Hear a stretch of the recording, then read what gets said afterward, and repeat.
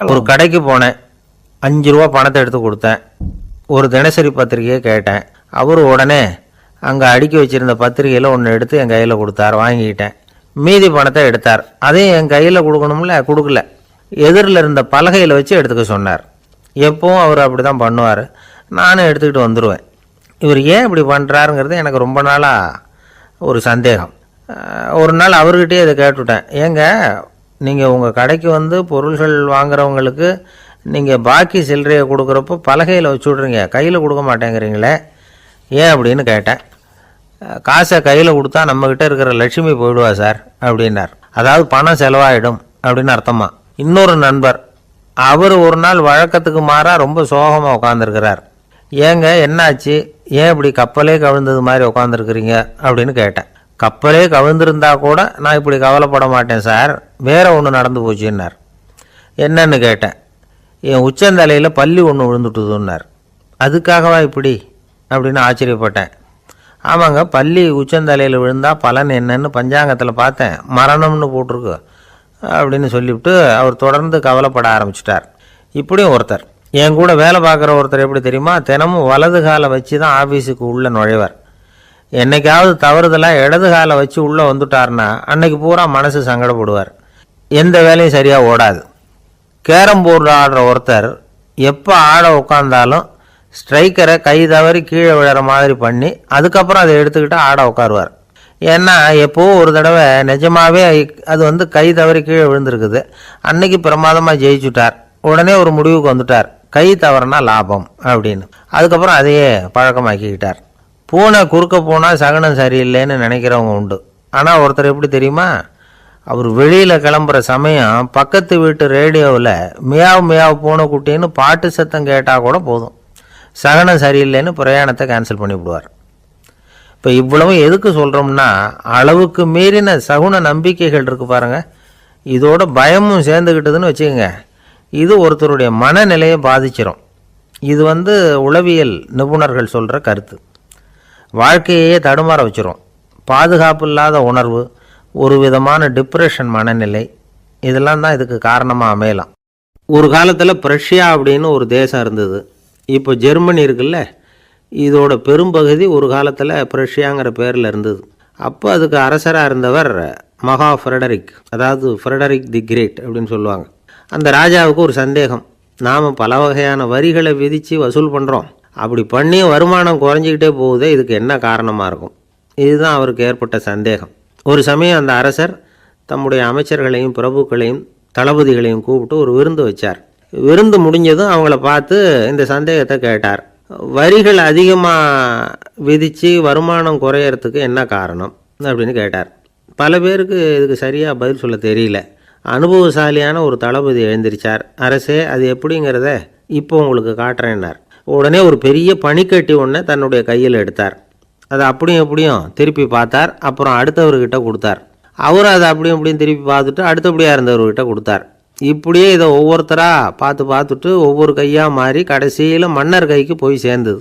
மன்னர் கைக்கு அந்த பனிக்கட்டி போய் சேர்ந்தப்போ அது கொஞ்சம் கொஞ்சமாக உருகி ஒரு பட்டாணி கடலை சைஸுக்கு ஆகிட்டுது.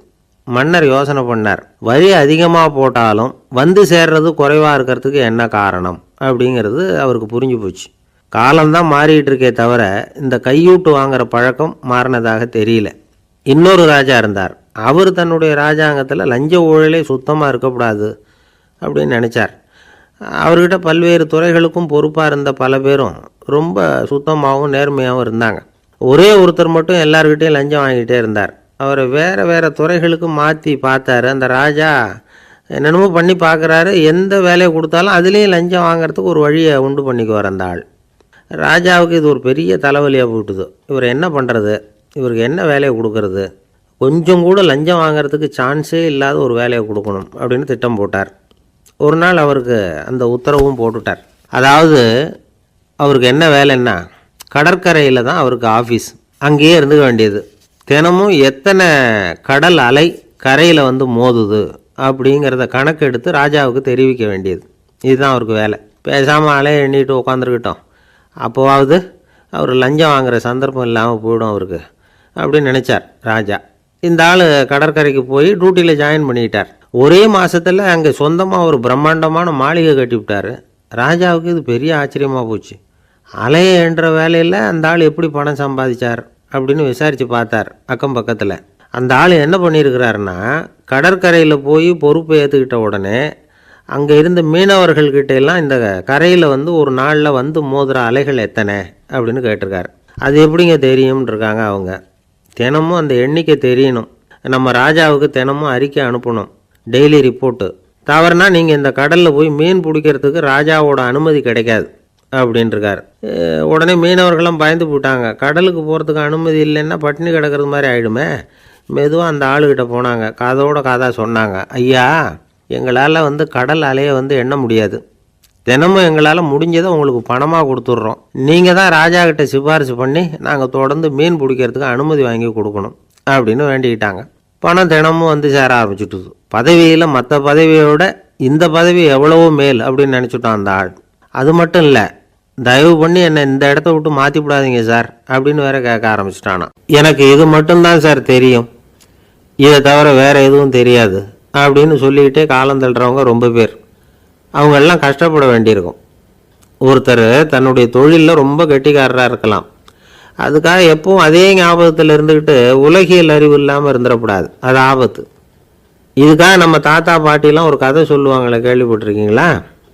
ஒரு சமயம் ஒரு 4 பேர் சேர்ந்து வெளியூருக்கு பிரயாணம் போனாங்களாம். அந்த 4 பேர் எப்படி தெரியுமா?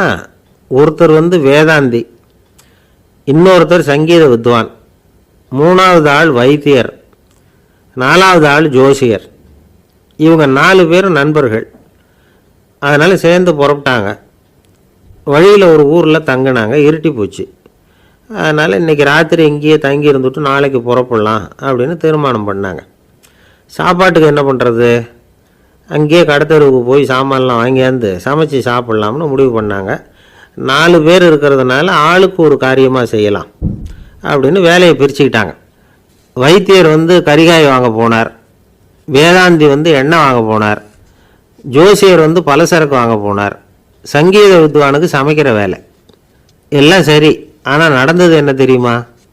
கடத்தெருவுக்கு காய்கறி வாங்க போனார்ல வைத்தியர், அங்கே போய் மார்க்கெட்டில் பார்த்தார். ஒவ்வொரு கறிகாயாக எடுத்து பார்த்தார். இது பித்தம், உடம்புக்கு ஒத்துக்காது, இது வாயு, உடம்புக்கு ஒத்துக்காது அப்படின்னு ஒவ்வொன்றா தள்ளினார். கடைசியில் ஒன்றுமே தேரல, வெறுங்கையோடு திரும்பி வந்துக்கிட்டு இருக்கிறார். எண்ணெய் வாங்க போனார் வேதாந்தி, அவர் ஒரு தொன்னையில் எண்ணெயை வாங்கினார். பேசாமல் அதை எடுத்துகிட்டு வர வேண்டியது தானே, முடியல. அவருடைய வேதாந்த மூளை சிந்திக்க ஆரம்பிச்சுட்டுது. இந்த தொன்னைக்கு எண்ணெய் ஆதாரமா அல்லது எண்ணெய்க்கு தொன்னை ஆதாரமா அப்படிங்கிற ஆராய்ச்சியில் இறங்கினார். என்னாச்சு தெரியுமா? அப்படி கவுத்து பார்த்தார். வாங்கின எண்ணெய் பூராவையும் வழியில் கொட்டிவிட்டு வெறும் தொன்னையோடு வந்து சேர்ந்தார். பலசரக்கு வாங்க போனார் ஜோசியர், அவர் ஒரு வழியில் பார்த்தாரு. வழியில் வந்தவங்களெல்லாம் அங்கங்கே ஒரு மரத்தடியில் உட்கார வச்சு அவங்களுக்கெல்லாம் ஆர்வம் சொல்ல ஆரம்பிச்சிட்டார். அப்படி ஒவ்வொருத்தராக சொல்லி முடிச்சுட்டு கடத்தருக்கு போய் சேர்ந்தார். இவர் அங்கே போய் சேர்றதுக்குள்ளே ரொம்ப நேரம் ஆகிட்டுது. கடையெல்லாம் பூட்டிவிட்டு போயிட்டாங்க. என்ன செய்கிறது? அவரும் வெறுங்கையோட திரும்பி வந்து சேர்ந்தார். சரி, இவங்க கதை தான் இப்படி ஆச்சு. அங்கே சமைக்கிறதுக்காக உட்காந்துருந்தார் சங்கீத வித்வான், அவர் கதை என்னாச்சு தெரியுமா? அங்கே அவர் அடுப்பை பற்ற வச்சு ஒலையை கொதிக்க வச்சார். அதாவது ஒரு பானையில் தண்ணியை ஊற்றி அடுப்பில் வச்சார். அது கொதிக்க ஆரம்பிச்சிது. தண்ணி கொதிக்கிற சத்தம் இருக்குதுல்ல, அது இவருக்கு தாளம் போடுறது மாதிரி இருந்தது. ஒரே குஷி, பாட ஆரம்பிச்சிட்டார். பாடிக்கிட்டே உற்சாகமாக கையில் இருந்த கரண்டியால் அந்த பானையில் தட்டினார், தாளம் போடுறதா நினச்சிக்கிட்டு. அவ்வளவுதான், பானை பட்டுன்னு உடஞ்சி போச்சு. தலையில் கையை வச்சுக்கிட்டு அவரும் உட்காந்துட்டார். எந்த தொழில் தெரிஞ்சாலும் சரி, அதை புத்திசாலித்தனமாக பயன்படுத்த தெரியலன்னா ஆபத்து தான். அதுக்காக தான் இந்த கதை. ஒரு பஸ்ஸு டிரைவர் ரொம்ப கெட்டிக்காரர். பஸ்ஸை ரொம்ப திறமையாக ஆபத்து இல்லாமல் ஓட்டினதுக்காக பரிசுலாம் வாங்கினவர். அவரே ஒரு படகு ஓட்டுறதுக்காக அழைச்சிட்டு போயிருக்கிறாங்க, மோட்டார் படகு. அதையும் ரொம்ப திறமையாக தான் ஓட்டிகிட்டு போயிருக்கிறாரு. நடுக்கடலில் போனதும் படகு நின்று போச்சு. மோட்டாரில் ஏதோ கோளாறு. என்ன செய்யலாம் அப்படின்னு அந்த டிரைவரை கேட்டிருக்கிறாங்க படகுல இருந்தவங்கெல்லாம். அப்போ அவர் சொன்னாராம், கவலைப்படாதீங்க, ஒன்றும் பிரச்சனை இல்லை, எல்லாரும் கொஞ்சம் கீழே இறங்கி பின்னாடி தள்ளுங்க, மோட்டார் ஸ்டார்ட் ஆகிடும் அப்படின்னாராம். ஒரு ஊரில் ஒரு இளைஞன் இருந்தான்.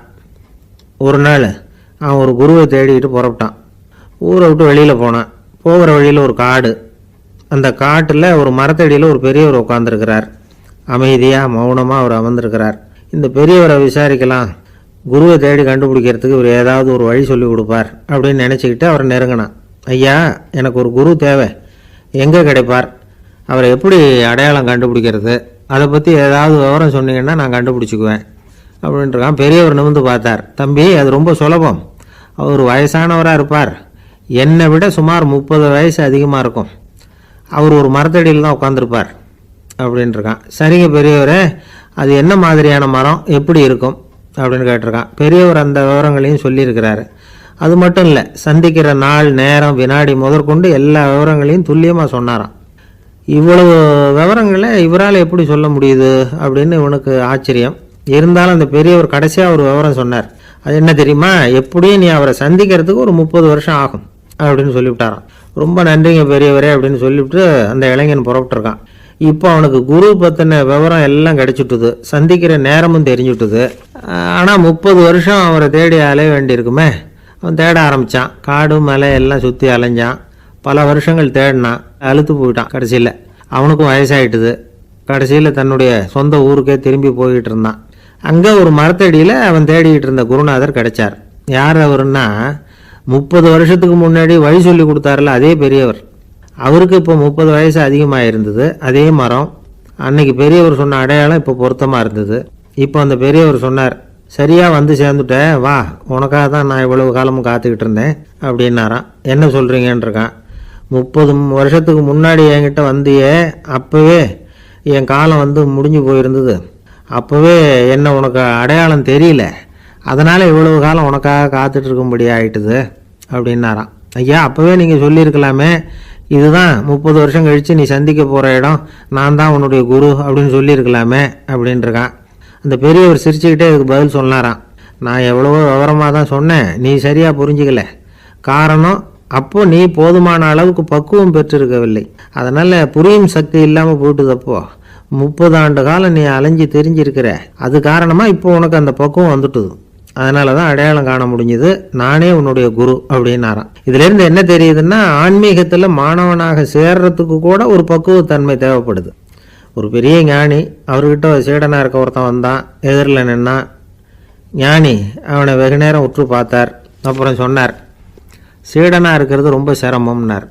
நான் தயாராக இருக்கிறேன்னா. அது இன்னமும் சிரமமாச்சே, இங்கே வந்து குருவாக இருக்கிறது மட்டுமே சுலபம் அப்படின்னாராம். அப்படின்னா நான் குருவாகவே ஆயிடுறேன் அப்படின்னானா. இது போலவே இந்த காலத்தில் கதை ஒன்று உண்டு. ஒரு பள்ளிக்கூடத்தில் வகுப்பு ஆசிரியர் மாணவனை திட்டிக்கிட்டு இருந்தார். டேய், நீ 100க்கு 10 மார்க்கு தான் வாங்கிக்கிட்டு இருக்க, இவ்வளவு மோசமாக நீ படித்தா கடைசியில் மாடு மேய்க்கிறது கூட லாய்க்கு இல்லாதவனா ஆயிடுவேன், அதுக்கப்புறம் என்ன செய்ய போகிற அப்படின்னாராம். பையன் தலையை சொரிஞ்சிக்கிட்டே சொன்னானா, சார் அப்படின்னா ஒன்று செய்கிறேன் அப்படின்னானா. இவர் கேட்டிருக்கார், என்ன செய்ய போகிறேன்னு. வேற என்ன சார், உங்களை மாதிரி ஒரு ஆசிரியர் ஆகிடுறேன் அப்படின்னானா. இமயமலை அடிவாரத்தில் ஒரு மடம், அங்கே ஒரு சன்னியாசி இருந்தார். அவர்கிட்ட ஒருத்தர் வந்தார். சுவாமி, ஆசையை உதற நினைக்கிறேன், முடியல, ஒட்டிக்கிட்டே வருது அப்படின்னாராம். இப்படி உட்கார, ஒரு கதை சொல்கிறேன் அப்படின்னு சொல்லி அவர் சொல்ல ஆரம்பித்தாராம். அவர் சொன்ன கதை என்னென்னா, ஒரு ஊரில் ஒரு ஆள் இருந்தான். அவன் பேர் குப்புசாமி. அவங்ககிட்ட எப்பவும் ஒரு பழைய தொப்பி இருக்கும், விடவே மாட்டான். அதனால் அவனை எல்லாரும் தொப்பி சாமி அப்படின்னு தான் கூப்பிடுறது வழக்கம். ஒரு புது தொப்பி வாங்கிக்கப்படாதாப்பா அப்படின்னு நண்பர்கள்லாம் சொல்லி பார்த்தாங்க.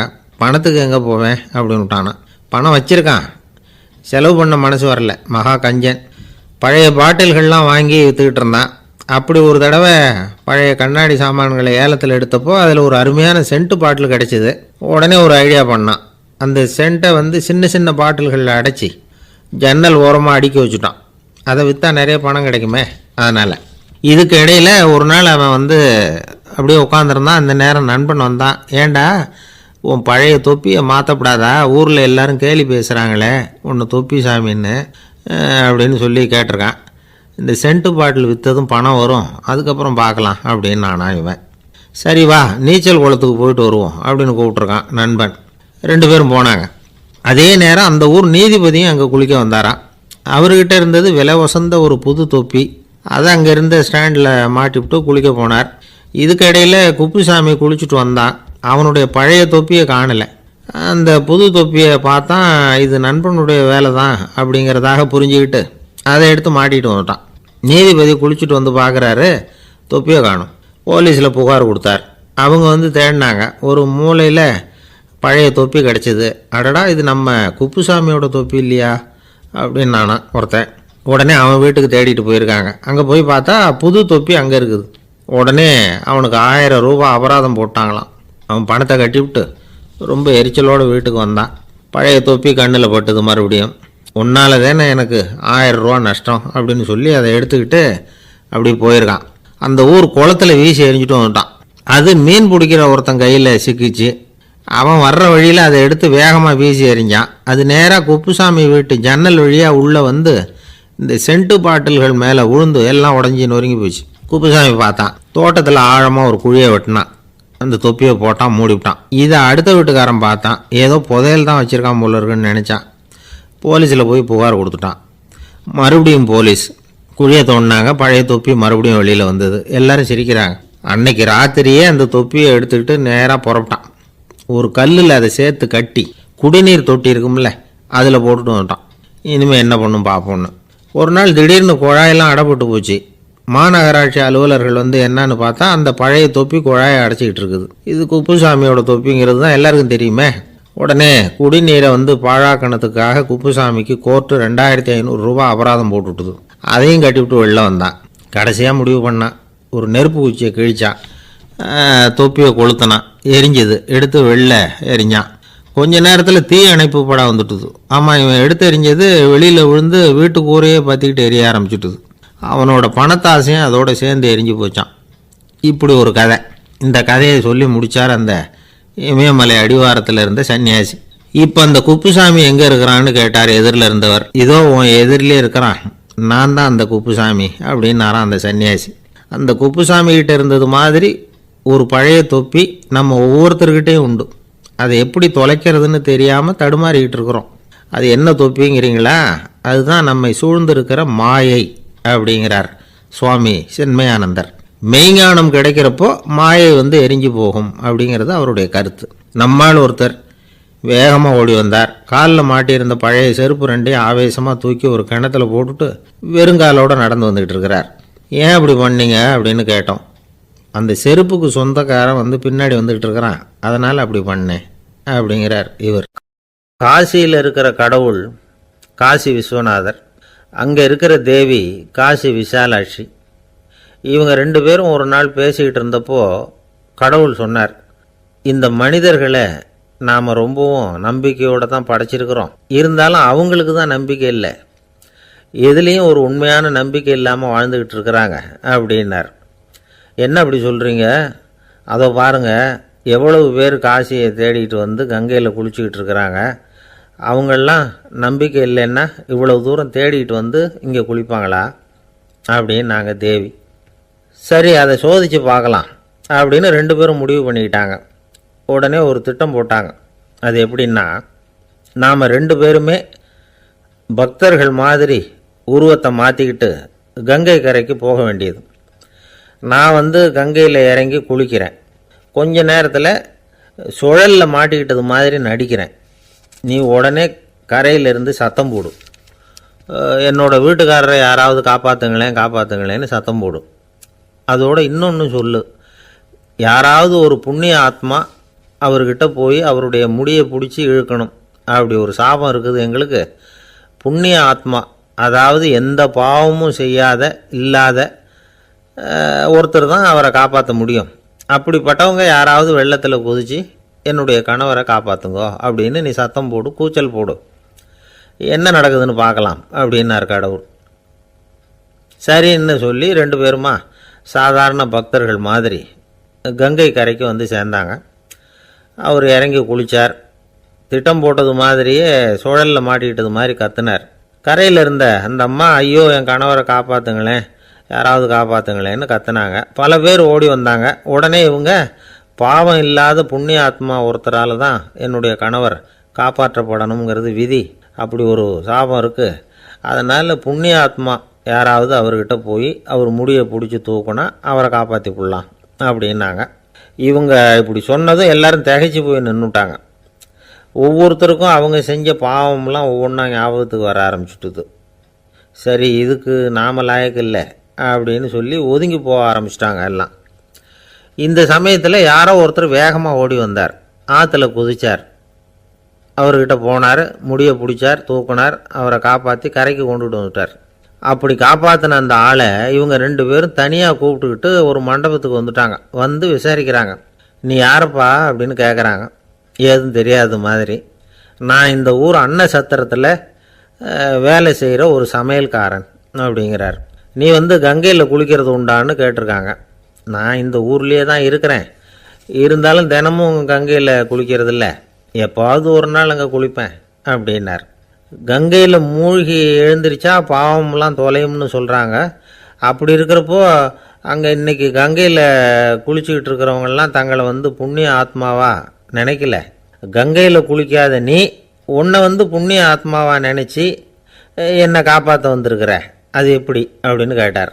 அதுக்கு அந்த ஆள் சொல்கிறான், கங்கையில் குதிச்சதுக்கு அப்புறம் தானே உங்களை காப்பாற்ற போகிறோம். அப்படி குதிக்கும் பொழுது என்னுடைய பாவம்லாம் போயிருக்கும்ல, நான் புண்ணிய ஆத்மாவாக ஆயிருப்பேனே, அதனால தான் துணிஞ்சு வந்து உங்களை காப்பாற்றினேன் அப்படின்னா. கடவுளும் தேவியும் அவனுக்கு வந்து காட்சி கொடுத்தாங்களாம். இப்படி ஒரு கதை உண்டு. அதாவது கங்கையில் குளிச்சுக்கிட்டு இருக்கிறவங்களுக்கே தங்களுடைய பாவம் போகுங்கிற நம்பிக்கை பரிபூர்ணமாக இல்லை. குளிக்காத ஒருத்தனுக்கு அந்த நம்பிக்கை இருந்தது. அதனால் அவனால் கடவுளை பார்க்க முடிஞ்சது. கடவுளை வந்து நாமளும் பார்க்க முடியுமா முடியாதா அப்படிங்கிற குழப்பம்லாம் நமக்கு வேண்டியதில்லை.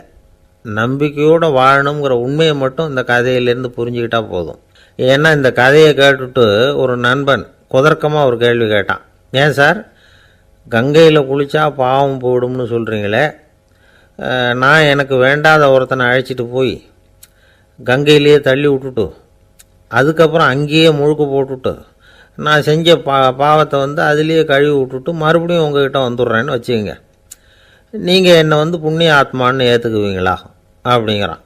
ஆள் கொஞ்சம் அசந்தான் நம்மளே அங்கே அழைச்சிட்டு போனாலும் போயிடுவான். வாழ்க்கையில் சில சந்தர்ப்பங்களில் நாம் வந்து சில அவமானங்களை சந்திச்சே தீர வேண்டியிருக்கு.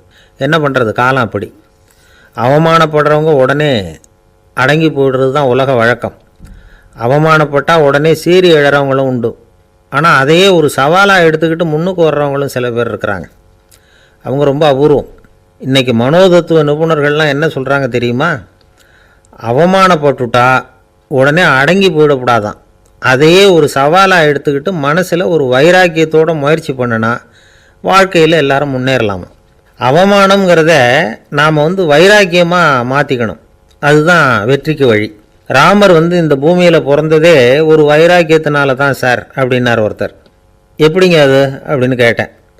அவர் சொன்னார், தசரதருக்கு ராமர் வந்து குழந்தையாக வந்து பிறக்கணும், அப்போ தான் இங்கே இருக்கிற கஷ்டங்கள்லாம் நீங்கும் அப்படின்னு சர்வ லோகமும் எதிர்பார்த்துக்கிட்டு இருக்குது. ஆனால் அவர் எப்போ வந்து பிறப்பார் அப்படின்னு யாருக்கும் தெரியல. அந்த காரியம் சீக்கிரம் நடக்கணுமே, அதுக்கு என்ன பண்ணுறது. நாரதர் வந்தார் ஒரு நாள் தசரதரை தேடி. தசரதா, உனக்கு ஒரு செய்தி தெரியுமான்னு ஆரம்பித்தார். அவர் எப்பவும் இப்படித்தானே ஆரம்பிக்கிறது வழக்கம். என்ன விஷயம்னு கேட்டார் தசரதர். தசரதா, நீ அடிக்கடி உன்னோட தேரில் ஏறிக்கிட்டு தேவலோகத்துக்கு போகிற, அங்கே போகிற வர்ற எல்லாம் பண்ணிகிட்ருக்க, எல்லாம் சரி. தேவலோகத்துலேயும் உன்னை நல்லபடியாக தான் வரவேற்கிறாங்க. தேவேந்திரன் உன்னை பிரியமாக அழைச்சிட்டு போய் தன்னுடைய அரியாசனத்திலேயே தனக்கு பக்கத்திலேயே உட்கார வைக்கிறான். நீயும் சந்தோஷமாக உட்காந்து பேசிவிட்டு வந்துடுற. ஆனால் நீ இங்கே வந்ததுக்கு அப்புறம் அங்கே என்ன நடக்குது தெரியுமா உனக்கு அப்படின்னாரான் நாரதர். என்ன நடக்குது எனக்கு ஒன்றும் தெரியலையே அப்படின்னாரான் தசரதர். நாரதர்கிட்ட வந்து கிட்டத்தில் வந்து கேட்டிருக்கார், கொஞ்சம் சொல்லுங்கள் என்னது அப்படின்னு. அவர் நெருங்கி வந்தாரான் நாரதரும். மெதுவாக அவர் காதோட காதாக சொன்னாராம். அதாவது நம்ம பாஷையில் சொல்லப்போனால் பற்ற வைக்கிறார். நீ அங்கே தேவேந்திரங்கிட்ட உட்காந்து பேசிவிட்டு வந்த பிறகு நீ அங்கே உட்காந்துருந்த அரியாசனத்தை தண்ணி ஊற்றி கழுவி சுத்தப்படுத்துகிறாங்க. நீ என்ன அந்த அளவுக்கு சுத்தம் இல்லாத ஆளா, தினம் குளிக்காமையாக இருக்கிற அப்படின்னாராம். தசரதருக்கு இது ரொம்ப அவமானமாக போயிட்டுது. அப்படியே செய்கிறாங்க அப்படின்னாராம். ஆமாம், நீ வேணும்னா நான் சொல்கிறது உண்மையாக இல்லையா அப்படின்னு சோதனை பண்ணி பார்த்துக்கோ அப்படின்னாரான் நாரதர். உடனே தசரதர் இதுக்காகவே புறப்பட்டு தேவலோகம் போனார். அங்கே வழக்கம் போலவே இவரை கூப்பிட்டு உட்கார வச்சு பேசிக்கிட்டு இருந்தான் தேவேந்திரன். கொஞ்ச நேரம் பேசிக்கிட்டு இருந்துட்டு சரி நான் கிளம்புறேன்னு புறப்பட்டார். சரி, அவனும் வாசல் வரைக்கும் வந்து வழி அனுப்பி வச்சுட்டு உள்ளே போயிட்டான். தசரதர் வெளியில் கொஞ்சம் நேரம் மறைஞ்சி இருந்துட்டு மெதுவாக உள்ளே எட்டி பார்த்தார் என்ன நடக்குதுன்னு. நாரதர் சொன்னது உண்மைதான். தசரதர் உட்காந்துருந்த ஆசனத்தை அங்கே 2 தேவர்கள் கழுவி சுத்தப்படுத்திக்கிட்டு இருக்கிறாங்க. தசரதரால் இதை தாங்கிக்க முடியல. அவருக்கு ரொம்ப அவமானமாக போச்சு. நேராக கிடுகிடுன்னு தேவேந்திரங்கிட்டே போனார். நான் உட்காந்துருந்த இருக்கையே சுத்தம் பண்ணுறியே, நான் என்ன அந்த அளவுக்கு பாவியா அப்படின்னு கேட்டார். ரொம்ப கோபமாக கேட்டார். தசரதரே, மனுஷனுக்கு 3 கடன்கள் உண்டு. தேவ கடன், ரிஷி கடன், பித்ரு கடன். இதை தீர்க்காதவன் பாவியாகிறான். இதில் மகனை பெறுவதால் தான் பித்ரு கடன் தீரும். உனக்கு மகன் கிடையாது, அதனால் நீ பாவியாகிற. பாவி உட்காந்துருந்த இடம்ங்கிறதுனால அதை சுத்தம் செய்ய வேண்டியது எங்கள் கடமை அப்படின்னு நானும் தேவேந்திரன். இந்த இடத்துல தசரதருக்கு ஏற்பட்ட அவமானம் ஒரு வைராக்கியமாக மாறிச்சு. தேவேந்திரனே கேட்டுக்கோ, ஒரு மகனை பெற்ற பிறகு தான் இந்த சபையில் மறுபடியும் அடி எடுத்து வைப்பேன் அப்படின்னு சொல்லிவிட்டு போயிட்டாராம். போய் புத்திர காமேஷ்டி யாகம் பண்ணார். புத்திரர்கள் பிறந்தார்கள்.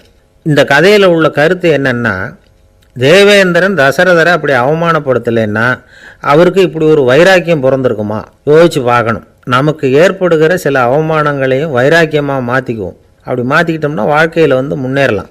நம்ம ஆளுங்க சில பேர் அவமானத்தை வைராக்கியமாக மாற்றிக்கிறது எப்படி தெரியுமா? நம்மகிட்ட ஒரு பையன் சொன்னான், எங்கள் அப்பா என்னை எல்லாருக்கும் முன்னாடி வச்சு திட்டிவிட்டார், பொறுப்பு இல்லாமல் ஊர் சுற்றுறேன்னு சொல்லி அவமானப்படுத்தி விட்டார். இனிமேல் நீ என் முகத்திலேயே முழிக்காதரா போடான்னு வேற சொல்லிவிட்டார். எனக்கு ரோஷம் வந்துட்டுது. அந்த அவமானத்தை வைராக்கியமாக மாற்றிக்கிட்டேன். அன்னையிலேருந்து அவர் முகத்திலேயே முழிக்கிறது இல்லை அப்படின்னா. அப்படியான்னு கேட்டோம். ஆமாங்க, அவர் வீட்டில் இல்லாத நேரமாக பார்த்து உள்ளே சமையல் கட்டுக்கு போய் சாப்பிட்டுட்டு நைஸாக வெளியில் வந்துடுவேன் அப்படிங்கிறான் அவன். ஜவஹர்லால் நேரு பிரதமராக இருந்த சமயம் அவர் ஒரு தடவை சென்னைக்கு வந்திருக்கிறார். இங்கே சில முக்கிய நிகழ்ச்சிகளில் கலந்துக்கிறதுக்காக வந்திருந்தார். ஆளுநர் மாளிகையில் ஒரு நாள் ராத்திரி தங்கி மறுநாள் புதுடெல்லி புறப்படுறதாக ஏற்பாடு. நிகழ்ச்சியிலெல்லாம் முடிச்சுக்கிட்டு ஆளுநர் மாளிகையில் தங்கியிருக்கிறார். அன்றைக்கு இரவு படிக்கிறதுக்கு ஒரு முக்கியமான புத்தகம் அவருக்கு தேவைப்பட்டது. அந்த சமயத்தில் உலக அளவில் ஒரு முக்கியமான பொருளாதாரம் சம்பந்தமான ஒரு புத்தகம் வெளியாகி இருக்கிற விஷயம் அவருக்கு தெரியும். அந்த புத்தகம் மெட்ராஸுக்கு வந்திருக்குமா, அது இங்கே கிடைக்குமா அப்படின்னு விசாரிச்சிருக்கிறார் நேருஜி. அவர் இப்படி கேட்ட உடனே அங்கே இருந்தவங்கெல்லாம் ரொம்ப பரபரப்பாக செயல்பட ஆரம்பிச்சுட்டாங்க. முக்கியமான இடங்கள்ல எல்லாம் விசாரிச்சிருக்கிறாங்க, அந்த புத்தகம் உங்கள்கிட்ட இருக்கான்னு. சென்னையில் உள்ள கன்னிமாரா நூல் நிலையத்துக்கு எப்படியும் அந்த புத்தகம் வந்திருக்கணும் அப்படின்னு ஒரு நம்பிக்கை. அங்கே விசாரித்தாங்க. அந்த புத்தகம் 2 நாளைக்கு முன்னாடி தான் அங்கே வந்திருக்குது அப்படிங்கிற விஷயம் தெரிஞ்சுது. உடனே எல்லோரும் அங்கே ஓடினாங்க. அவங்களுக்கு இன்னொரு சந்தேகம், புத்தகம் வந்திருக்கு சரி, அதை இந்த சமயத்தில் வேறு யாரும் படிக்கிறதுக்கு எடுத்துகிட்டு போயிருக்கக்கூடாதே அப்படிங்கிற சந்தேகம் இருந்தாலும் மனசுக்குள்ளே ஒரு தைரியம். இப்படி ஒரு புத்தகம் வெளிவந்திருக்கிற விஷயமே நேருஜி சொல்லி தான் நமக்கே தெரியும். அதுவும் இல்லாமல் உலக பொருளாதாரம் சம்பந்தமான ஏதோ ஒரு புத்தகம் அது. அதை போய் இந்த நேரத்தில் அவ்வளவு ஆர்வமாக யார் எடுத்துகிட்டு போயிட போகிறாங்க அப்படிங்கிற தைரியம். இந்த தைரியத்தோடு அந்த நூல் நிலையத்துக்கு ஓடினாங்க. புத்தகத்தை தேடினா அது கிடைக்கல, யாரோ எடுத்துகிட்டு போயிருக்கிறாங்க. நேருவுக்கு மட்டுமே தெரிஞ்சிருந்த அந்த புத்தகம் பற்றின விஷயம் சென்னையில் வேற ஒருத்தருக்கும் தெரிஞ்சிருக்குது. உடனே எல்லாரும் பரபரப்பாக அந்த அதுக்குன்னு இருக்கிற ரிஜிஸ்டர் இருக்குல்ல, பதிவேடு, அதை புரட்டி பார்க்குறாங்க யார் எடுத்துகிட்டு போகிறாங்கன்னு தெரிஞ்சுக்கிறதுக்காக. எடுத்துகிட்டு போனவங்க அதில் கையெழுத்து போட்டிருப்பாங்கல்ல, அதை பார்த்து யாருன்னு தெரிஞ்சுக்கலாம் அப்படிங்கிறதுக்காக தான் அதை புரட்டுறாங்க. அதோ அந்த புத்தகத்தோட பேர் பக்கத்தில் அதை எடுத்துக்கிட்டு போனவங்க கையெழுத்து உத்து பார்க்குறாங்க எல்லாரும். அதில் போட்டிருக்குது பேர் CN அண்ணாதுரை அப்படின்னு எழுதியிருந்தது. அவர் தான் பேரறிஞர் அண்ணா. நேரு படிக்க விரும்பின ஒரு புத்தகத்தை அதே நேரம் படிக்க விரும்பின இன்னொரு தலைவர் இவர். படிக்கிறதுல அவருக்கு இருந்த ஆர்வத்தை நாம் தெரிஞ்சுக்கணும்னா அதுக்கு எவ்வளவோ சம்பவங்கள் இருக்குது. கடைசி காலத்தில் அவர் அடையாறு மருத்துவமனையில் படுத்திருக்கிறார். அவருக்கு ஒரு முக்கியமான அறுவை சிகிச்சை செய்ய வேண்டியிருக்குது அவசரமாக. அமெரிக்காவிலேருந்து டாக்டர் மில்லர் வந்திருக்கிறார். அவர்கிட்ட கேட்குறார், டாக்டர் நாளைக்கே அறுவை சிகிச்சை செய்ய போகிறீங்களா அப்படின்னு. ஆமாங்கிறார் டாக்டர் மில்லர். நாளைக்கு மறுநாள் செஞ்சுக்கிறேனே அப்படின்னாரான் அண்ணா. ஏன் ஏதாவது நாள் பார்க்குறீங்களான்னு கேட்டிருக்கார். இல்லை, ஒரு புத்தகத்தை படிச்சுக்கிட்டு இருக்கிறேன், அதை நாளைக்குள்ளே முடிச்சிருவேன், அதுக்கப்புறம் நான் இறந்தாலும் கவலை இல்லை அப்படின்னாரான் இவர். அவர் தான் அறிஞர் அண்ணா. சங்ககால நூல்கள்லேருந்து சமீபத்தில் வந்த நூல்கள் வரைக்கும் எல்லாம் அவர் படிச்சிருக்கிறார். ஒரு திருமண விழாவில் அவர் பேசும்பொழுது சொன்ன விஷயம் இது. சங்க காலத்தில் காதலியை மணக்க விரும்புகிறவனுக்கு அவனுடைய தந்தை வீர சோதனைகள்லாம் வைப்பார். போய் புலிப்பல் கொண்டுக்கிட்டு வா, அப்போ தான் என் பொண்ணை கொடுப்பேன் அப்படின்னு சொல்லுவார். காதலன் உடனே காட்டுக்கு போவான். ஒரு புலியை கொன்று அதனுடைய பல்லை கொண்டுக்கிட்டு வருவான். அதை வீர பதக்கத்தில் பதிச்சு அவனுக்கு மாமனார் சூட்டுவார் கல்யாண சமயத்தில். இப்போலாம் காதலன் கிட்ட அப்படி சொல்ல முடியாது. இப்போலாம் காதலன் கிட்ட காட்டுக்கு போய் புலிப்பல் கொண்டுக்கிட்டு வான்னு யாராவது சொன்னால் புலி தான் மாப்பிள்ளையாக வந்து சேரும் அப்படின்னார். ஒருத்தர் ஓடி வந்தார். இன்னொருத்தரை பார்த்து, சார் உங்கள் சைக்கிளை ஒரு நாள் இரவல் கொடுங்களேன், பக்கத்து ஊருக்கு போயிட்டு வர வேண்டியிருக்கு அப்படின்னார். இவர் சைக்கிளை கொடுத்து பத்திரமா கொண்டுகிட்டு போங்கன்னார். சார் இதை பத்திரமா கொண்டு போகிறேன், கவலையே வேணாம், ஏன்னா இது உங்களோட சைக்கிள் அப்படின்னு நான் நினைக்கல, என்னோட சைக்கிளாக நினைக்கிறேன் அப்படின்னார். அதுக்கப்புறம் தான் இவருக்கு உண்மையாகவே பயம் வந்துட்டுது. ஏன்னா அவர் சொன்னது மாதிரி அதை தன்னோட சைக்கிளாகவே நினச்சி தள்ளிட்டு போட்டால் என்ன பண்ணுறது? எது எதை நம்முடையதா நினைக்கணுங்கிறதுக்கு ஒரு வரையறை இருக்குது. சில பேர் ஆஃபீஸையே வீடாக நினச்சி விடுறது உண்டு.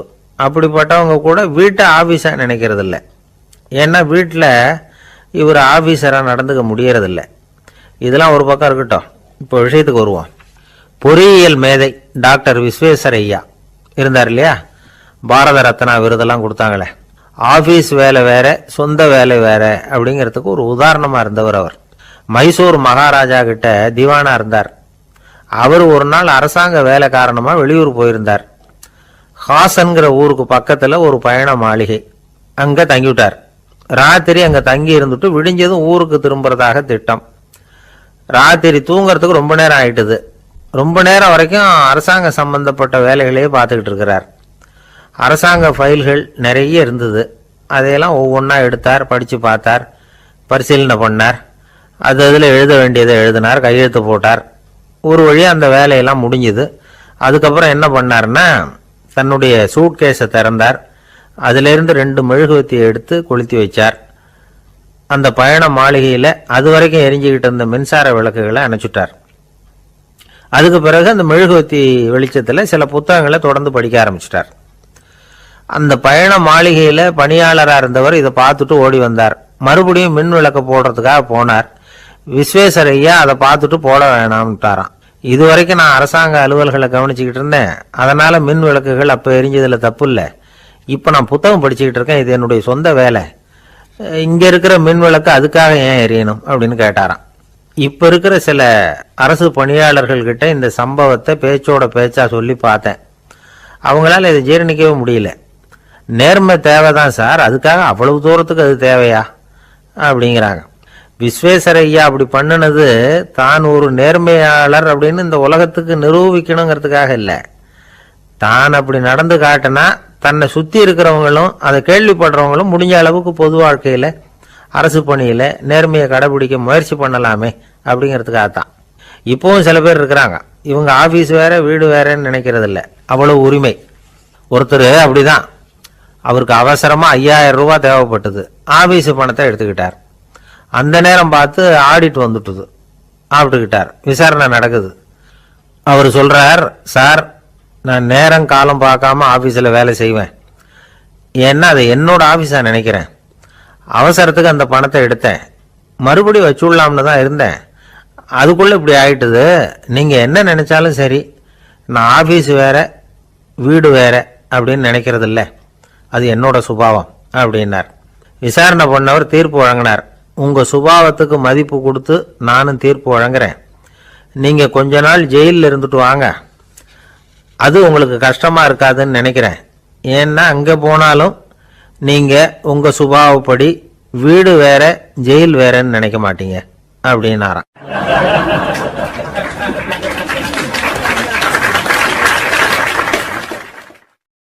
திபேத் நாட்டில் புத்த மடாலயங்கள் நிறைய உண்டு.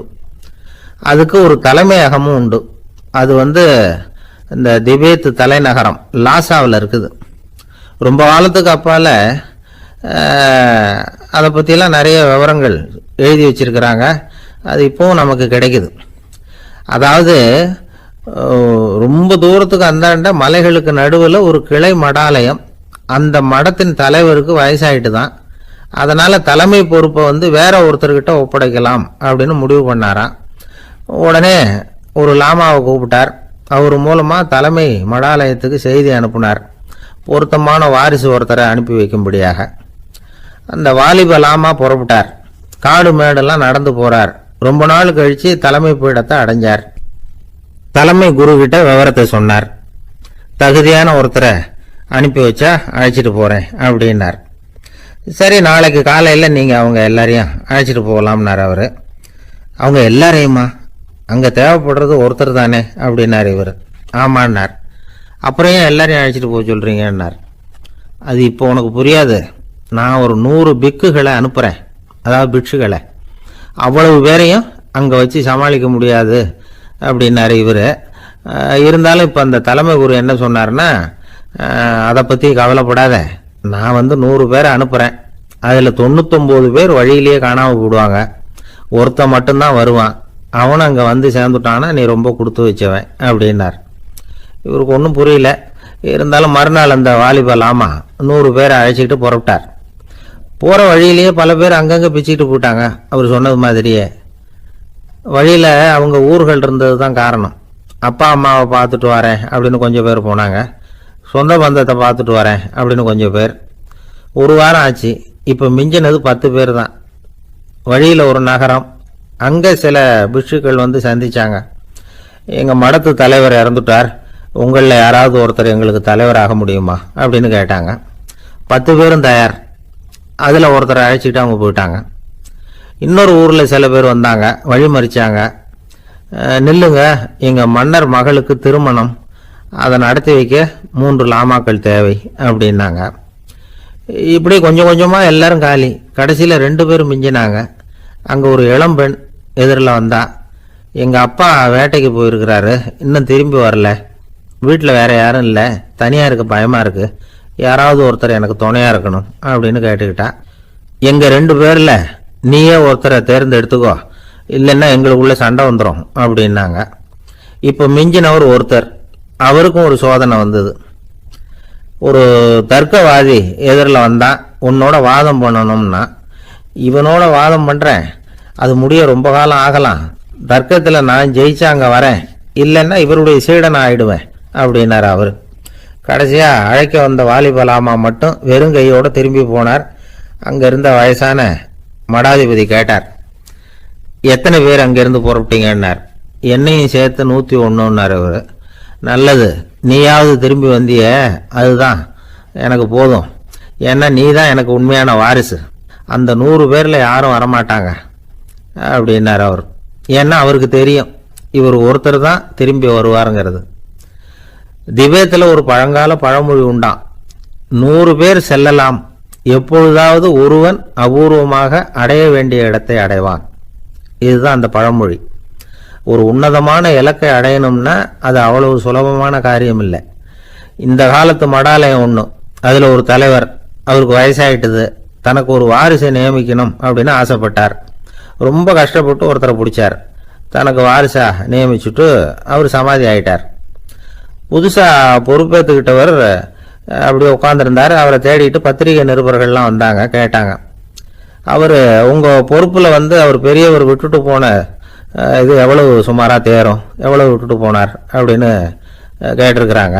அது என்ன ஒரு 50 லட்சம் இருக்கும் அப்படின்னாராம். அவ்வளவும் பணமா அப்படின்னு கேட்டிருக்காங்க.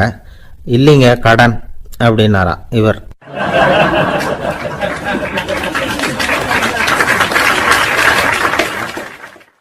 ஒரு நண்பர் யாருக்கோ ஃபோன் பண்ணிட்டு இருந்தார். அவர் பேசி முடிச்சதும் நான் அவரை பார்த்து, இப்போ ஃபோன் பண்ணீங்களே, அந்த ஃபோன் நம்பர் என்ன அப்படின்னு கேட்டேன். அவர் தலையை சொரிஞ்சுக்கிட்டார், ஞாபகம் வரலன்னார். சரி சார், அதை விடுங்க, உங்கள் மனைவி பேர் என்ன அப்படின்னு கேட்டேன். மாலதின்னார். என்ன சார் இது வேடிக்கை, கொஞ்ச நேரத்துக்கு முன்னாடி பேசின ஃபோன் நம்பர் மறந்து போச்சு. எப்போவோ கல்யாணம் பண்ணிக்கிட்ட மனைவி பேர் மறக்கலை, அதை கரெக்டாக சொல்லிவிட்டீங்களே அப்படின்னு கேட்டேன். அவர் என்ன ஒரு மாதிரியாக பார்த்தார். அவர் அப்படி என்னை பார்த்ததில் ஒன்றும் தப்பு இல்லை, ஏன்னா நாம் எல்லாருமே அப்படித்தானே. ஒரு குறிப்பிட்ட காரியத்துக்காக தொலைபேசியில் ஒருத்தட்ட பேசுகிறோம், அதுக்கப்புறம் அந்த எண் நமக்கு அனாவசியம், அதனால் மறந்துடுறோம். இதுக்கு பேர் தான் தற்காலிக ஞாபகம். ஆனால் மனைவி பேரை மறந்துட முடியுமா? முடியாது. அது அவசியமான ஒன்று. அடிக்கடி அந்த பேரை உபயோகப்படுத்துகிறோம், அதனாலேயும் அது முக்கியங்கிறதுனாலேயும் அதை மறக்கிறது இல்லை. இதுக்கு பேர் நிரந்தர ஞாபகம். சரி, இந்த தற்காலிக ஞாபகம், நிரந்தர ஞாபகம், இது ரெண்டு ஞாபக அளவுகளையும் கட்டுப்படுத்துறது எது அப்படின்னா மூளைக்குள்ள நடக்கிற மின்சார நடவடிக்கைகள் தான். தற்காலிக ஞாபகம் ஒரு மின்னல் மாதிரி தோன்றி மறையுது. நிரந்தர ஞாபகம் ஒரு படிவம் போல மூளையில படிஞ்சுடுது. ஒரு சம்பவத்தின் பல பிரதிகள் மூளையில பல்வேறு பகுதிகளிலேயும் படிகிறதுனால ஒன்னு மறைஞ்சாலும் மறந்தாலும் இன்னொன்னு மறையறதில்ல. இப்படிப்பட்ட நிலைமையில தான் இந்த தொண்டையில இருக்கு, வாயில வரமாட்டேங்குது சார் அப்படிமா. ஒருத்தருக்கு எந்த துறையில ஆர்வமும் ஈடுபாடும் அதிகமோ அது சம்பந்தமான ஞாபக சக்தி அதிகமா இருக்கும். தொழிலை விரும்புகிற ஒரு டெலிபோன் ஆபரேட்டருக்கு எண்கள்லாம் நல்ல ஞாபகம் இருக்கும். அது மாதிரி கவிஞர்களுக்கு வார்த்தைகள் நல்ல ஞாபகத்தில் இருக்கும். இது ஒரு பக்கம் இருந்தாலும் ஒரு மூளை எண்களை விட எழுத்துக்களை விட படங்களை ரொம்ப சுலபமா ஞாபகத்தில் வச்சுக்குது. புரிஞ்சுக்கிற தன்மை, அனுபவம், புத்தி கூர்மை இது கூடி குறையிறத பொறுத்து ஞாபக சக்தியும் ஏறும் இறங்கும். இப்போ உதாரணத்துக்கு ஒரு பையனுக்கு படிச்சது எதுவும் ஞாபகத்தில் இல்லைன்னா அவன் அதை சரியா புரிஞ்சுக்கலன்னு அர்த்தம். இந்த மறதிங்கிறது எந்த சமயத்துல ஒரு பிரச்சனை ஆகுது தெரியுமா? உங்களுக்கு வேண்டியப்பட்ட ஒருத்தரை ஞாயிற்றுக்கிழமை சாயந்தரம் சரியா 5 மணிக்கு கடற்கரைக்கு வர சொல்லிவிட்டு அந்த நேரத்தை மறந்துட்டா அது பரவாயில்ல, வர சொன்னதையே மறந்துட்டாதான் நிலைமை மோசம்னு அர்த்தம். இப்படி இருந்தா இது சிகிச்சை எடுத்துக்க வேண்டிய நிலைமைங்கிறத புரிஞ்சுக்கணும். ஆமா, இதுக்கும் மருந்து இருக்கு. ஆனா மூளை குறிப்பிட்ட அளவுக்கு கீழே இயங்குறப்போ இன்னொன்னு சொல்லுவாங்க, இந்த நியூரோ டிரான்ஸ்மிட்டர் அப்படின்னு சொல்லுவாங்க. அப்படிங்கிற மூளை ரசாயனம் ரொம்பவும் குறைஞ்சி போறப்போ மட்டும்தான் உபயோகப்படும். டாக்டர் என்ன சொல்றாங்க தெரியுமா? மூளையை பொறுத்த வரைக்கும் அதுல ஞாபக சக்தி அதிகமா உள்ள மூளை, மறதி உள்ள மூளை அப்படின்னு ஒன்றும் கிடையாது அப்படிங்கிறாங்க. நினைவு வச்சுக்கிறதுக்கு பயிற்சி அளிக்கப்பட்ட மூளை, பயிற்சியற்ற மூளை அப்படின்னு வேணும்னா சொல்லலாம் அப்படின்னு சொல்றாங்க. அதனால நம்ம ஞாபக சக்திங்கிறது நம்ம கிட்ட இருக்கிற பயிற்சி, முயற்சி இதை பொறுத்து தான் அமையும். ஒருத்தர் ஒரு பென்சிலை எங்கேயோ வச்சுக்கிட்டு தேடிக்கிட்டு இருந்தார். அப்புறம் என்னமோ தீவிரமா யோசனை பண்ணி அதை ஞாபகப்படுத்தி பார்த்துக்கிட்டு இருந்தாராம். எதிரில் உட்கார்ந்து இருந்தவர் சொன்னார், பென்சிலை தானே தேடிட்டு இருக்கீங்க, அது உங்க வலது காதில் இருக்குது சார் அப்படின்னாராம் அவரு. இதுக்கு அவரு சொல்லியிருக்காரு, பென்சிலை வலது காதுல தான் வச்சிருக்கேங்கிறது எனக்கு நல்லா ஞாபகம் இருக்கு, ஆனா எது வலது காதுங்கிறது தான் மறந்து போச்சு அப்படின்னாராம். அவர் அதை தான் யோசிச்சுட்டு இருந்திருக்கிறார்.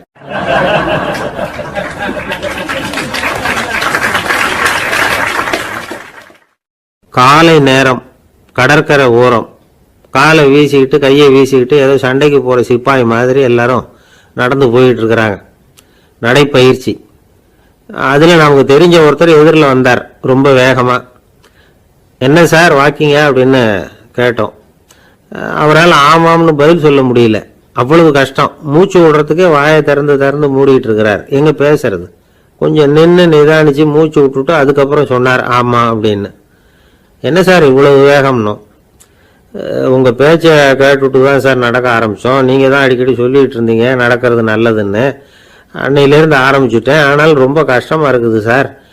இப்போ பாருங்க, உங்ககிட்ட சுலபமா பேசக்கூட முடியல, மூச்சு வாங்குது, உடம்பு கூட வலிக்கிறது மாதிரி இருக்கு அப்படின்னு அவர் பாட்டுக்கு பேச ஆரம்பிச்சுட்டார். உங்களை யாரு சார் இவ்வளவு வேகமா நடக்க சொன்னது? வேகத்தை குறைங்க, மெதுவா நடங்க அப்படின்னோம். நீங்க நடக்கிறதுனால என்னென்ன சௌகரியம்னு அன்னைக்கு சொன்னீங்களே தவிர சௌகரியமா நடக்கிறது எப்படின்னு சொல்லலையே அப்படின்னாரு அவர். இன்னமும் லேசா மூச்சு வாங்கிக்கிட்டே சொன்னா கூட இவர் சொல்றதுலயும் ஒரு நியாயம் இருக்கு. அதனால இந்த நடைப்பயிற்சி பண்றவங்க கவனிக்க வேண்டிய சில முக்கியமான குறிப்புகள் இருக்கு. அது என்னென்னங்கிறத அவங்க தெரிஞ்சுக்கணும்.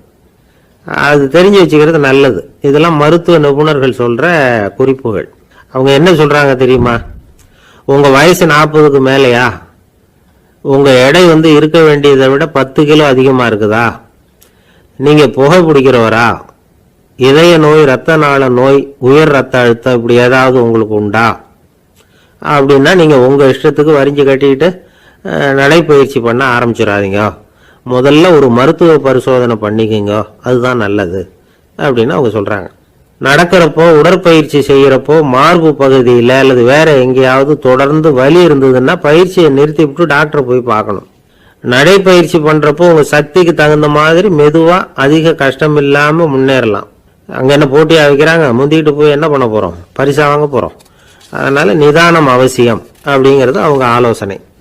தொந்தரவு கொடுக்காத ஷூ, ட்ரெஸ் இதுகளை உபயோகப்படுத்துங்க.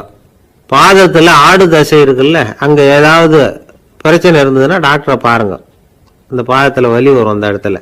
வெயில் காலமா இருந்தா தலைக்கு தொப்பி வச்சுக்கோங்க. பனியில் நடந்தாலும் அப்படி தான். தலையை பத்திரமா பார்த்துக்குங்க. நம்மக்கிட்ட ஏதோ கொஞ்சம் உருப்படியாக தெரியறது அதுதானே. உடற்பயிற்சிக்கு முன்னாடி பின்னாடி பயிற்சி செய்கிறப்போ நிறைய தண்ணி குடிக்கலாமா. முதல் 1 மாசத்துக்கு கொஞ்சம் தளர்த்தியாக சாவகாசமாக நடக்கலாம். மணிக்கு 3 அல்லது 4 கிலோமீட்டர் வேகம்னு வச்சுங்களேன். அதுக்கப்புறம் வேகத்தை அதிகப்படுத்தலாம். மணிக்கு 6 அல்லது 8 கிலோமீட்டர் அளவுக்கு நடக்கலாம். நல்லா கையை வீசிக்கிட்டு நடக்கணும். மூச்சு விடுற எண்ணிக்கை அதிகரிக்கணும்.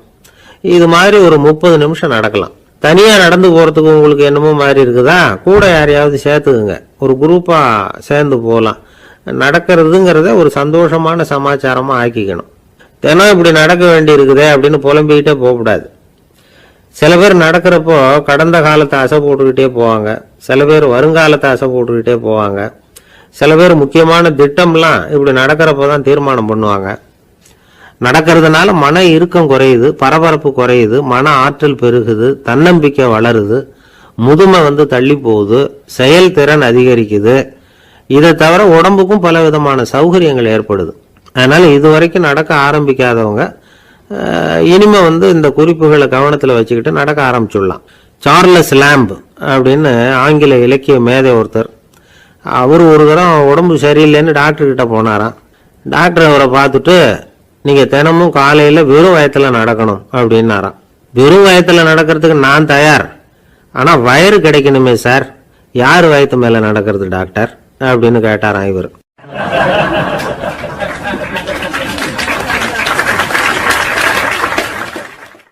எனக்கு ஒரு உதவி செய்யணும் அப்படின்னு நம்மளை பார்த்து ஒருத்தர் கேட்குறாருன்னு வச்சுங்களேன். உடனே நாம் அவரை பார்த்து என்ன உதவின்னு கேட்போம். இதுதான் சராசரி மனிதர்களின் இயல்பு. ஆனால் ஒருத்தர் எனக்கு ஒரு உதவி செய்யணும் அப்படின்னு கேட்ட உடனே என்ன உதவின்னு கூட கேட்காம சரி செய்கிறேன் அப்படின்னு ஒத்துக்கிறது இருக்கு பாருங்க, அது கொஞ்சம் அபூர்வம். அந்த காலத்தில் ஒருத்தர் இருந்தார். அவர் எப்படி தெரியுமா, உதவி கேட்குறவங்க நல்லவங்களா கெட்டவங்களா அப்படின்னு கூட பார்க்கல, தனக்கு நன்மையா தீமையா அப்படின்னு கூட பார்க்கல, உதவி செய்கிறேன்னு புறப்பட்டு விட்டார். அவர் யார் தெரியுமா, அவர் தான் நல சக்கரவர்த்தி. அவர் மாதிரி நாமும் உதவி கேட்குறவங்களுக்கு உடனே உதவி செய்யறதுக்கு தயாராக இருக்கணும் அப்படின்னு சொன்னார் ஒரு ஆன்மீக பேச்சாளர். நல சரித்திரத்தை அவர் சொல்லிக்கிட்டு இருந்தார். இந்திரன், அக்னி, வருணன், யமன் இவங்க 4 பேரும் நலனை பார்த்து எங்களுக்கு நீ உதவி செய்யணும், எங்களுக்காக நீ தூது போகணும் அப்படின்னு கேட்குறாங்க. யாருக்கிட்ட தூது போகணும், என்ன காரியத்துக்காக போகணும் அப்படின்னு கேட்கணும்ல. நலன் அப்படி கேட்கவே இல்லை, உடனே சரின்னு ஒத்துக்கிறான். அதுக்கப்புறம் அவங்க விவரம் சொல்கிறாங்க, என்ன உதவி, யாருக்கிட்ட தூது போகணும் அப்படிங்கிற விவரத்தை சொல்கிறாங்க. நலனுக்கும் அப்புறம்தான் புரியுது, எந்த தமயந்தியை இவன் காதலிச்சானோ, எந்த தமயந்தின் சுயமரத்துக்காக இவன் போய்கிட்டு இருக்கிறானோ அந்த தமயந்தியை பார்த்து தங்களுக்காக அவகிட்ட வாதாடணும், பேசணும், தங்களில் ஒருத்தரை கல்யாணம் பண்ணிக்கும்படியா கேட்கணும் அப்படின்னு அவங்க 4 பேரும் நலன்கிட்ட கேட்குறாங்க. இதை கேட்டதும் நலன் கொஞ்சம் கூட முகம் சுளிக்கல, பதட்டப்படலை. நேராக தமயந்தி கிட்ட போகிறான். இந்திரன், அக்னி, வருணன், யமன் இவங்களோட சிறப்புகளை எடுத்து சொல்கிறான். இவங்களில் ஒருத்தரை கல்யாணம் பண்ணிக்கலாம் அப்படின்னு சொல்லி கேட்டுக்கிறான்.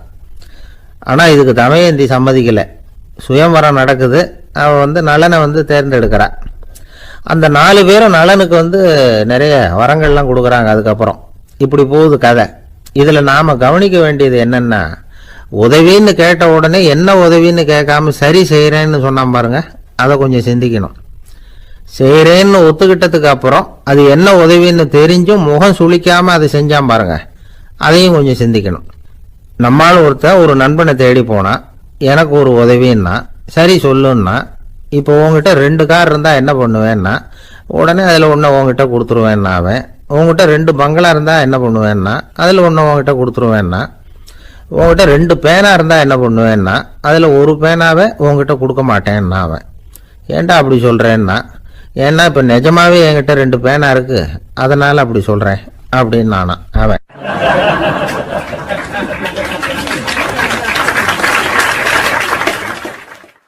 ரொம்ப பேருக்கு கூட்டத்தில் பேசுறதுன்னா பயம். நமக்கு ஒன்றும் தெரியாதுன்னு மற்றவங்க நினைச்சிடக்கூடாதுங்கிற எண்ணம் தான் இதுக்கு காரணம். ரொம்ப முக்கியமான ஒரு கூட்டம்னா பயமும் அதிகமாக இருக்கும். முக்கியமானவங்கெல்லாம் வருவாங்களே, அவங்கெல்லாம் நம்மளை பற்றி மட்டமாக நினச்சிருவாங்களே அப்படிங்கிற பயம் வந்துடும். ஆனால் மேடை பேச்சுங்கிறது அவ்வளவு கடினமான ஒரு காரியம் இல்லைங்கிறாங்க அது சம்பந்தமான நிபுணர்கள். யாரும் பேச்சாளர் ஆகலாம், இது ஒன்றும் பெரிய கிஃப்ட் கிடையாது அப்படின்னு அவங்க சொல்றாங்க. நீங்க ஒரு சிறந்த பேச்சாளர் ஆகணுமா அப்படின்னா அதுக்குன்னு சில ஆலோசனைகளை சொல்லி வச்சிருக்கிறாங்க அனுபவசாலிகள். முதல் ஆலோசனை என்னன்னா, உங்க பேச்சு எளிமையா இருக்கணும். ஏதாவது ஒரு கருத்து அல்லது 2 கருத்து சொன்னா போதும். 20 அல்லது 30 கருத்துக்களை சொல்லிட்டே போகக்கூடாது. 2வது ஆலோசனை, நீங்க என்ன பேச போறீங்கிறது முதல்ல உங்களுக்கு நல்லா புரியணும். அதுக்கப்புறம் தான் அதை அடுத்தவங்களுக்கு புரிய வைக்க முடியும். எப்படி ஆரம்பிக்க போறோம், எந்த கருத்தை முக்கியமா வலியுறுத்த போறோம், எப்படி முடிக்க போறோம் அப்படிங்கிறத முதல்ல நல்லா சிந்திச்சு மனசுல வச்சுக்கணும். கடைசியா என்ன சொல்றீங்களோ அதுதான் கேட்கறவங்க மனசுல நிற்கும். 3வது ஆலோசனை என்னன்னா, உங்க பேச்சு சுருக்கமா இருக்கணும். ஒரு 15 நிமிஷம் பேசுறது ரொம்ப பொருத்தம். மணிக்கணக்கில் பேசிக்கிட்டு இருக்கிறது நல்லதில்லை. 4வது ஆலோசனை, நீங்க பேசுறது உண்மையா இருக்கணும். உங்களுக்கு உண்மையான அனுபவங்கள் இருக்கும், அதை சொல்லலாம். உங்களுடைய உண்மையான அனுபவங்களை மற்றவங்களோட பகிர்ந்துக்கணும், அதுதான் முக்கியம்.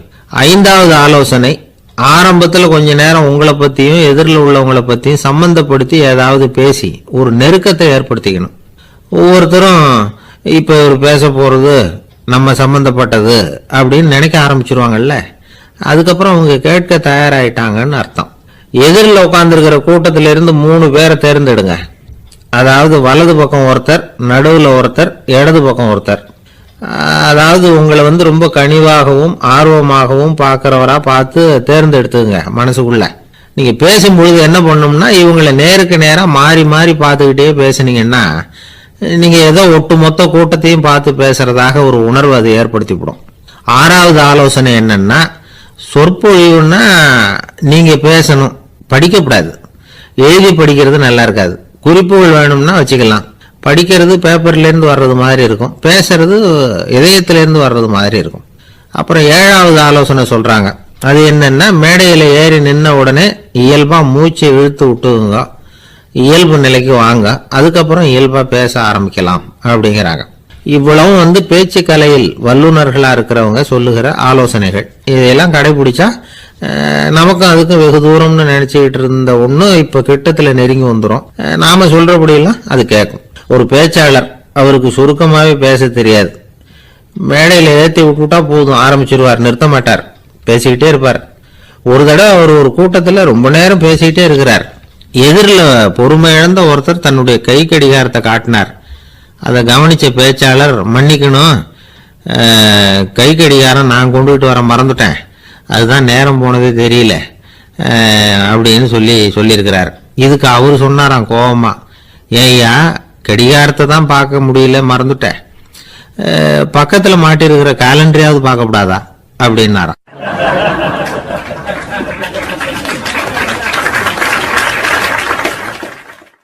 கப்பல் கடல்ல போயிட்டு இருக்கு. புயல், சூறாவளி, அலையெல்லாம் பெருசு பெருசா ரொம்ப உயரமா உண்டாகுது. கடுமையான காற்றிலேயும் வேகமான அலைகள்லேயும் சிக்கி அந்த கப்பல் தடுமாறுது. திசை மாறி போச்சு. எந்த பக்கம் போயிட்டு இருக்கிறோம்னே தெரியல. அந்த கப்பலை செலுத்திக்கிட்டு இருந்த மாலுமி ரொம்ப சாமர்த்தியமா செயல்பட்டார். தன்னுடைய அறிவாற்றலையும் திறமையையும் முழுமையா பயன்படுத்தினார். அந்த கப்பலை கட்டுப்படுத்தினார். மெதுவா அந்த சூறாவளியிலிருந்து கப்பலை காப்பாற்றி கரைக்கு கொண்டுட்டு சேர்த்துட்டார். மாலுமின்னு ஒருத்தர் இருந்ததுனால அந்த மரக்கலம் காப்பாற்றப்பட்டது. மாலுமின்னு ஒருத்தர் இல்லைன்னு வச்சுக்கோங்க, அந்த கப்பலோட கதி என்னவா இருக்கும் யோசிச்சு பாருங்க. ஒரு கோபக்காரனுடைய நிலைமையும் அப்படித்தானா. கோபக்காரன்கிறவன் ஒரு மாலுமி இல்லாத மரக்கலம் அப்படிங்கிறார் நபிகள் நாயகம். கொந்தளிக்கிற கடல்ல கொடுமையான அலைகளின் உச்சியில அல்லல் படுகிற மரக்கலத்தை விட மோசமானது கோபக்காரனின் நிலைமை அப்படிங்கிறது அவருடைய கருத்து. அது மாதிரி இதுன்னு சொல்லல, அதை விட மோசம் இது அப்படிங்கிறார். ஏன் தெரியுமா? ஒரு கப்பல் கடல்ல தடுமாறினா அதை சரிப்படுத்த மாலுமி இருக்கிறார். அவர் தன்னுடைய சாமர்த்தியத்தினால அதை கட்டுப்படுத்தி சரியான வழிக்கு கொண்டுட்டு வந்துருவார். ஆனா கோபக்காரனுடைய நிலைமை அப்படி இல்லை அப்படிங்கிறார் நபிகள் நாயகம். மனித மனம் ஒரு மரக்கலம், அறிவு அதுல இருக்கிற மாலுமி. மாலுமி மரக்கலத்தை செலுத்துறான், அவனுக்கு கட்டுப்பட்டு அது ஓடுது. ஆனா கோபக்காரன்கிற மனுஷங்கிட்ட அறிவுங்கிற மாலுமி சரியா வேலை செய்ய மாட்டான். ஏன்னா கோபம் அந்த மாலுமியின் கண்களை அவிச்சிரும், காதுகளை கேட்காம பண்ணிவிடும். கண்ணையும் காதையும் மூடிவிட்டு கப்பலை ஓட்டுனா எப்படி ஓட்டுறது? அதனால கோபக்காரன் மாலுமி இல்லாத மரக்கலம். இடி மின்னல்ல மாட்டிக்கிட்டு கஷ்டப்படுற கப்பல் மாதிரி கஷ்டப்படுறான். பெரியவங்கள்லாம் என்ன சொல்றாங்க? உனக்கு கெடுதல் பண்ணவனுக்கும் நீ நன்மையே செய், எவருடைய விருப்பு வெறுப்பையும் பொருட்படுத்தாதே. பரம எதிரிக்கும் நீ நன்மை செய்ய ஆரம்பிச்சா உன்னுடைய தூய நிலையை பார்த்துட்டு அவனும் உனக்கு நெருக்கமான நண்பனா ஆயிடுவான். இதுதான் பெரியவங்க நமக்கு சொல்லி இருக்கிறது. புனித குர்ஆன் சொல்றது என்ன? தீமையை நன்மையை கொண்டே நீர் தடுத்து கொள்ளும் அப்படின்னு சொல்லப்பட்டிருக்கிறதுல. இன்னா செய்தாரை ஒருத்தல் அவர் நாண நன்னயம் செய்து விடல் அப்படிங்கிறார் திருவள்ளுவர். செல்வந்தர் ஒருத்தர்கிட்ட ஒரு சிறுவன் வந்து ஆடு மேய்ச்சிக்கிட்டு இருந்தானா. பெரியவர் அவனை கூப்பிட்டு, நீ நேரா போய் ஒரு ஆட்டுல உள்ள ரொம்ப நல்ல பகுதி எதுவோ அதை எடுத்துக்கிட்டு வா அப்படின்னாராம். இவன் போனான். ஒரு ஆட்டு உடம்புல இருந்த நாக்கு, இருதயம், இது ரெண்டையும் எடுத்துட்டு வந்து கொடுத்தானா. பெரியவர் வாங்கி பார்த்தார்.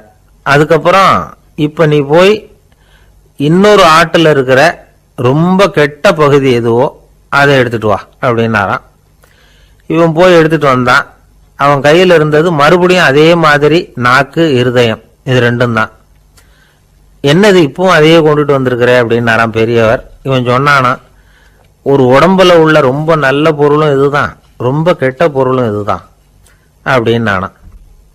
இளம் வயசுல இப்படி பதில் சொன்னவர் தான் பேரறிஞர் லுக்மானுல் ஹக்கீம் அவர்கள். கோபப்படாம இருந்தா இது ரெண்டும் நல்லா வேலை செய்யும், கோபப்பட்டா இது ரெண்டும் மோசமா வேலை செய்யும். அதை புரிஞ்சுக்கிறதுக்காகத்தான் இன்னைக்கு இந்த தகவல்.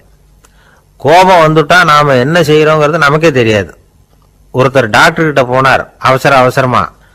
டாக்டர், எனக்கு இப்ப கடுமையான கோப வெறி, எனக்கு கண்ணு மண்ணு ஒன்றும் புரியல, உடனடியாக அதை கட்டுப்படுத்தணும், உடனே இதுக்கு ஏதாவது ஒரு மாத்திரை கொடுங்க ப்ளீஸ் அப்படின்னார். அந்த டாக்டரும் உடனே ஒரு மாத்திரையை கொடுத்து, இதை உடனே போடுங்க, நான் தண்ணி கொண்டுட்டு வரேன்னு உள்ள போனார். தண்ணியோடு திரும்பி வந்தார். இவரு சொன்னார், டாக்டர், நீங்க கொடுத்த மாத்திரை ரொம்ப பெருசா இருந்தது, இருந்தாலும் கஷ்டப்பட்டு முழுங்கிட்டேன்னார். டாக்டர் சந்தேகத்தோட மேசையை பார்க்கிறார். பார்த்தா மாத்திரை அங்கேயே இருக்குது, பேப்பர் வெயிட்ட காணல.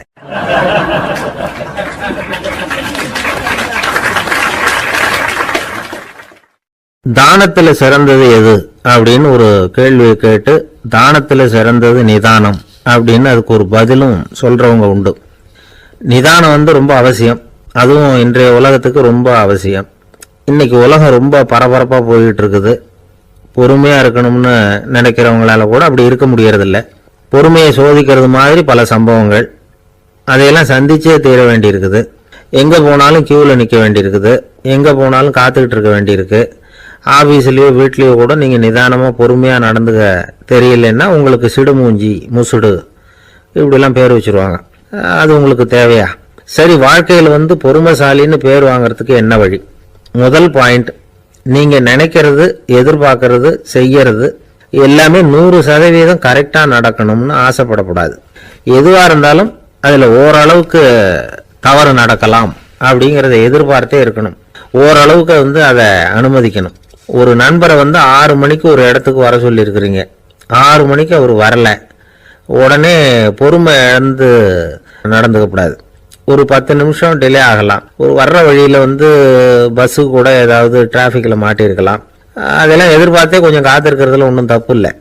சில சமயம் டிலே ஆகிறது கூட நல்லதா முடியும். ஒரு பஸ்ஸை தவற விட்டுட்டு, ஐயோ கொஞ்சம் ஒரு 2 நிமிஷம் முன்னாடி வந்திருந்தா பிடிச்சிருக்கலாமே அப்படின்னு தவிச்சுக்கிட்டு இருப்பாங்க சில பேர். அடுத்தபடியா வர்ற பஸ் நேரடியா நீங்க போக வேண்டிய இடத்துக்கே கொண்டு போய் விடுற பஸ்ஸா கூட இருக்கலாம். அது உங்களுக்கு முன்னாடி தெரியாதுல்ல. சில நெருக்கடியான சூழ்நிலைகளை தமாஷா எடுத்துக்கிறதுக்கு பழகிக்கணும். சில இடங்களுக்கு போறப்ப காத்திருக்கிறதுக்கு நம்ம மனசை தயார்படுத்திக்கிட்டே போகணும். ஒரு ரயிலுக்கோ பஸ்ஸுக்கோ அல்லது விமானத்துக்கோ கப்பல் பிரயாணத்துக்கோ போறப்போ அங்க போய் நீங்க மணிக்கணக்கில் கூட காத்துக்கிட்டு தான் இருக்கணும். புறப்படுற நேரம் கூட மாறலாம். நீங்க போய் சேர்ந்ததும் அது உடனே புறப்படணும்னு கட்டாயமா என்ன? அது மாதிரி சமயத்துல படிக்கிறதுக்குன்னு சில சுவாரஸ்யமான புத்தகங்களையும் கையில் எடுத்துக்கலாம். உங்களை சுத்தி எவ்வளவோ சுவாரஸ்யமான சம்பவங்கள் நடந்துகிட்டு இருக்குதுல்ல, அதையெல்லாம் வேடிக்கை பாருங்க. எதுக்காக காத்துக்கிட்டு இருக்கிறோமோ அந்த காரியத்துல உண்மையாவே நமக்கு ஒரு அக்கறை இருந்தா நமக்கு போர் அடிக்காது. சில கோயில்களில் பார்த்துருப்பீங்க, தரிசனத்துக்காக பக்தர்கள் நாள் கணக்கில் காத்துக்கிட்டு இருப்பாங்க. அவங்களெலாம் அழுத்துக்கிறது இல்லை. ஆண்டவனை தரிசிக்கணுங்கிற உண்மையான அக்கறை இருக்கிறதுனால அவங்களுக்கு போர் அடிக்கிறது இல்லை. ஆனால் சில சினிமா தியேட்டரில் கூட பார்க்கலாமே, சினிமா கியூ கூட அப்படி தான். சாயந்தரம் 6 மணி ஆட்டத்துக்கு காலம்பரம் 6 மணிக்கே போய் கூட காத்துக்கிட்டு இருப்பாங்க. அவங்களுக்கெல்லாம் போர் அடிக்காது, படம் பார்க்குற ஆர்வம். இன்னொரு முக்கியமான விஷயத்த நாம் பழக்கப்படுத்திக்கணும். லிவ் ஃபார் தி மூமெண்ட் அப்படிங்கிறாங்க நிபுணர்கள். ரொம்ப பேர் எப்படின்னா அடுத்தபடியாக நடக்க போகிற விஷயத்திலேயே கவனமாக இருப்பாங்க. அந்த நினைப்புலேயே இந்த நிமிஷத்தை பொறுமை இல்லாமல் கழிப்பாங்க. ஒருத்தர் இருக்கார், அவர் எப்படின்னா ஆஃபீஸ் முடியறதுக்குள்ளேயே சார் 5 மணிக்கெல்லாம் ரெடியாக இருங்க, நாம் அந்த ஹோட்டலில் போய் டிஃபன் சாப்பிட்ணும் அப்படின்னு 4 மணிலேருந்து சொல்லிகிட்டு இருப்பார். 4:55 பரபரப்பாக ஓடி வருவார். 2 பேரும் புறப்படுவோம், ஹோட்டலுக்கு போவோம், சாப்பிட்டுக்கிட்டு இருப்போம். அப்படி சாப்பிட்டுட்டு இருக்கிறப்ப சார் சாப்பிட்டு முடித்தது நேராக ஒரு ஜவுளி கடைக்கு போகிறோம் அப்படிம்பார். பரபரக்க சாப்பிட்டு முடிப்பார், புறப்படுவார். ஜவுளி கடையில் அவசரமாக சீக்கிரம் பில் போடுங்க சார், சினிமாவுக்கு நேரம் ஆகிடும்பார். சினிமா தியேட்டரில் உட்காந்து அடுத்தபடியாக எங்கே டின்னர் சாப்பிட்றதுன்னு யோசனை பண்ணிகிட்டு இருப்பார். ராத்திரி படுக்கையில் விழுந்ததுக்கு அப்புறமும் நாளைக்கு காலையில் எழுந்திரிச்சதும் அதை பண்ணணும் இதை பண்ணணும்னு திட்டம் போட்டுக்கிட்டே இருப்பார். அதாவது எப்பவும் அடுத்த நிமிஷம், அடுத்த நாள், அடுத்த வாரம், அடுத்த வருஷம், இதுதான் அவங்க சிந்தனை. இந்த நிமிஷ என்ஜாய்மெண்ட்டை அவங்க இழந்துடுறாங்களாம். அதனால தான் வாழ்நாள் பூரா பொறுமையின்மை, அவஸ்தை, அல்லல். அதனால் நாம் எல்லாரும் வாழ்க்கையில் நிதானமாக இருக்கிறதுக்கு கற்றுக்கணுமா. அதுக்காக இந்த நிதானத்துக்கு வேறு விதமான அர்த்தம் பண்ணிக்கக்கூடாது. ஒருத்தர் அப்படித்தான் ஒரு தடவை அவருடைய குதிரை காணாமல் போட்டு தான். அதுக்காக அவர் கவலைப்படலை, நிம்மதியாக இருந்தார், சந்தோஷமாக இருந்தார். என்ன சார் இது, உங்கள் குதிரை திருட்டு போயிட்டுதுங்கிறீங்க, நீங்கள் கவலைப்படாமல் இருக்கிறீங்களே அப்படின்னு கேட்டாங்களாம். அதுக்கு அவர் சொல்லியிருக்கார், நல்ல வேலை சார், கட்டியிருந்த குதிரை காணாமல் போயிருக்குது, நான் அது மேலே